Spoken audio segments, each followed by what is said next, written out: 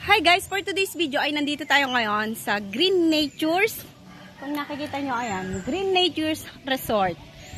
Bakit siya tinawag na Green Natures Resort? Dahil talaga namang relaxing ng ano nila dito, ng kanilang place. Ayan.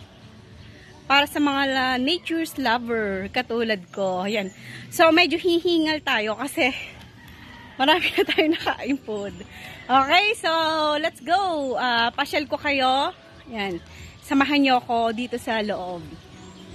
So actually, kanina naka-check-in na kami. Then, ngayon is lumabas lang ako ng konti para mag-vlog.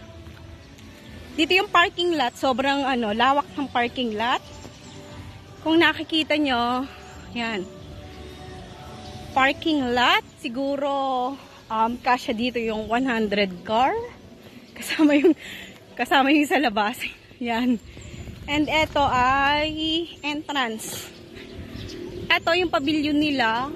But I'm not sure kung pwede tong event place. Like for example, birthday, ganon, celebration, or mga kasal, ganon na event. So ito yun, pinaka-entrance. Yan, tara, samahan nyo ako. Pasok tayo.